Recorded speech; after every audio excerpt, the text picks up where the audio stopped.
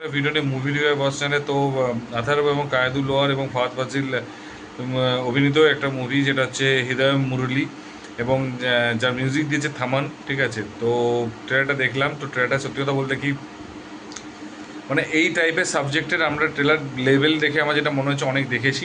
ঠিক আছে, বন্ধুরা এবং স্কুল কলেজ লাইফ থেকে শুরু হয়েছে এবং তারপরে প্রাপ্তবয়স্ক হয়েছে এবং কলেজ লাইফে একটা প্রেমের একটা রোমান্টিক ড্রামা জনের একটা মুভি।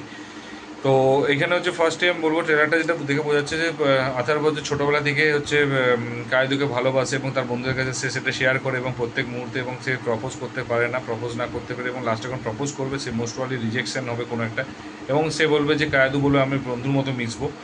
বাট সেটা সে মেনে নিতে পারেনি এবং সেটা সে তাই বিদেশে গিয়েছে, এবং বিদেশে গিয়েও তাকে ওই ভালোবাসাটাকে তাড়িয়ে বেড়াচ্ছে, এবং সেখানেও কায়দুকে দেখতে পাবে এবং আশা করে দেবে সেখানে তাদের মধ্যে কিছু ভালোবাসা আসবে, তারপরে কিছুটা মিসআন্ডারস্ট্যান্ডিং হবে এবং তাদের মধ্যে ঝামেলা ক্রিয়েট হবে।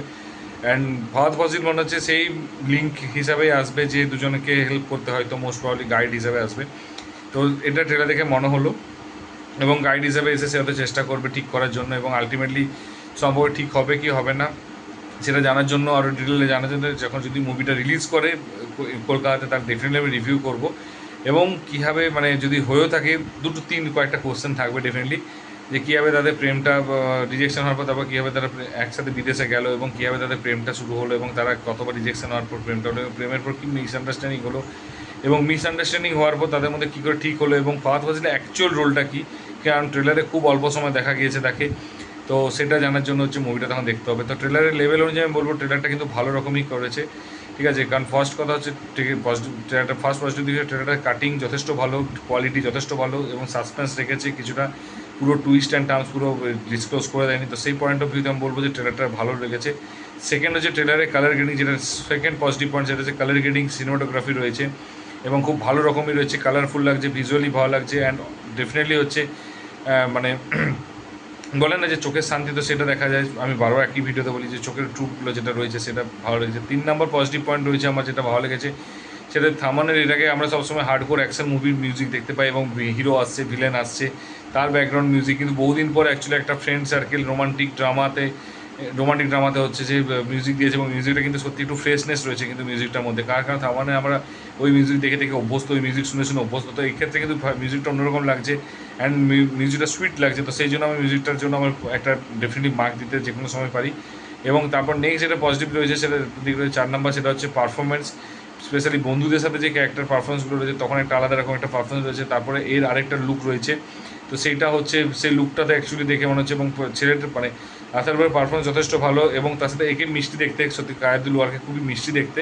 তো আমি সেটা বলবো না, কারণ ওকে সত্যি কথা রুকমণি বেসান বা কায়েদুল ওয়ার এটা খুব এত মিষ্টি দেখতে, তোমার মানে ওদের অ্যাক্টিংটা লাগুক কেমন লাগবে যায় না, বাট দেখতে খুব ভালো লাগে।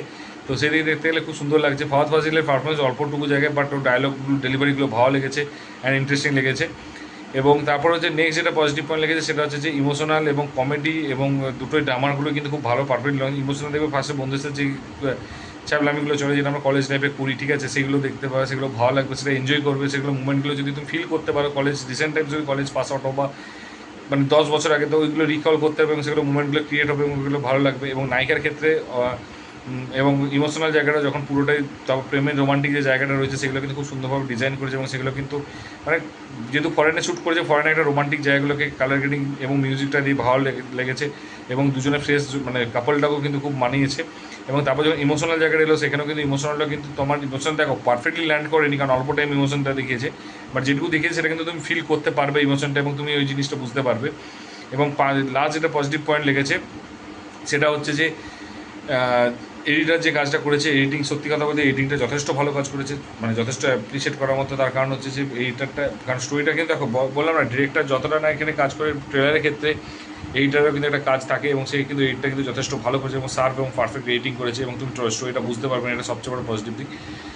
এবার নেগেটিভ দিক আমার একটা জিনিসই লেগেছে, সেটা হচ্ছে যদি ফাহাদ ফাজিলকে তুমি ফার্স্টের দিকে রাখো, ফার্স্ট লাইনে রাখো, তাহলে আমার পার্সোনালি মনে হয়েছে যে ফাহাদ ফাজিলকে কেন আর একটু ট্রেলারে স্ক্রিন দেওয়া হয়নি, এবং এটাকে হচ্ছে আমার একটু মনে হয়েছে দিলে বেটার হতো। এবং সেকেন্ড যেটা নেগেটিভ দিক লেগে সেটা হচ্ছে, দেখো তুমি যখন একটা এখনকার সিনেমা বের করছো, ইউটিউবে ছাড়ছো, আমার মনে হয় পার্সোনালি সাবটাইটেল দিতে পারতো, তাহলে হয়তো আরও আমি জিস্টভাবে বলতে, আরও ভালোভাবে পয়েন্টগুলো বুঝতে পারতাম। কিছু কিছু জায়গায় আমি বুঝতে পারছিলাম না, এটুকু বুঝতে পারছিলাম, ফিল করতে পারছিলাম, বাট তুমি বুঝতে পারবে না জায়গাগুলো। তো আমার মনে হচ্ছে সাবটাইটেল ইংলিশে দিলে বেটার হতো।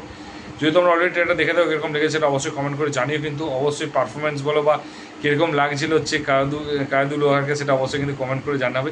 আর যদি ভিডিওটা ভালো লেগে থাকে তাহলে বন্ধুদের শেয়ার করবে, লাইক কমেন্ট করতে ভুলো না। যদি নাম না জেনে থাকো অবশ্যই ট্রেলারের এই রিভিউ শেয়ার করে বন্ধুদেরকে জানিও, এবং ট্রেলারটা দেখে আমাকে জানিও কেমন লেগেছে। আর যদি চ্যানেলে নতুন হতো অবশ্যই কিন্তু সাবস্ক্রাইব করে দিও, এবং নতুন ভিডিওটা আরও যখন আসবে তখন তোমাদের কাছে যাদের নোটিফিকেশন পৌঁছে যায় তার নোটিফিকেশন বেল আইকনটা টিপে দিও। দেখা হচ্ছে পরের ভিডিওতে, ভালো থেকো, take care, tata, bye by.